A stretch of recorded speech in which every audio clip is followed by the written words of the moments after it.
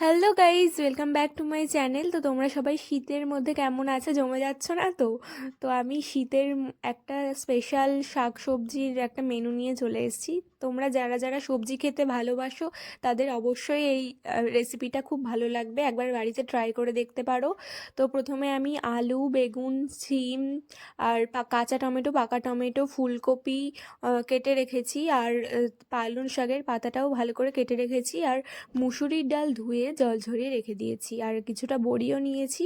প্রথমে কড়াইটা ভালো করে গরম করে তেলে বড়িগুলো ভেজে নিতে হবে হালকা করে, তারপর জলের মধ্যে ভিজিয়ে রাখতে হবে যাতে বড়িগুলো সফট হয়।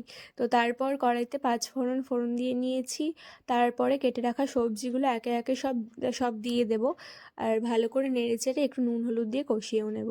তো তোমরা কে কে সবজি খেতে ভালোবাসো জানিও। আমি জানি আমার বয়সে অনেকেই সবজি খেতে ভালোবাসে না, কিন্তু আমি মাছ মাংসর তুলনায় সবজি খেতেই বেশি ভালোবাসি, মাছটা একদম পছন্দই করি না। তো যাই হোক, এই রান্নাটা তোমরা কিন্তু বাড়িতে ট্রাই করে দেখতে পারো। তো এই সিম, আলু, বেগুন, ফুলকপিটা ভালো করে নেড়ে চেড়ে নিয়ে তার মধ্যে কেটে রাখা পালং শাকটা দিয়ে দিলাম। তারপর এই কেটে রাখা পাকা টমেটো এবং কাঁচা টমেটোটা দিয়ে ভালো করে নেড়েচেড়ে পরিমাণ মতন হলুদ দিয়ে দিলাম।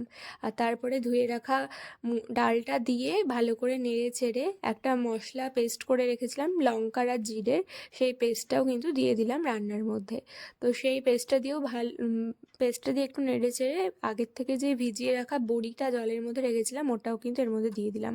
আর আলাদা পাত্রে একটু জল ভালো করে গরম করে সেই গরম জলটা এর মধ্যে দিয়ে দিলাম। এবার পুরোটা ভালো করে ফুটিয়ে নিতে হবে যতক্ষণ না সিদ্ধ হয়। তো তারপরে রান্নাটা রেডি। অবশ্যই জানিও যে রান্নাটা তোমাদের কেমন লাগলো।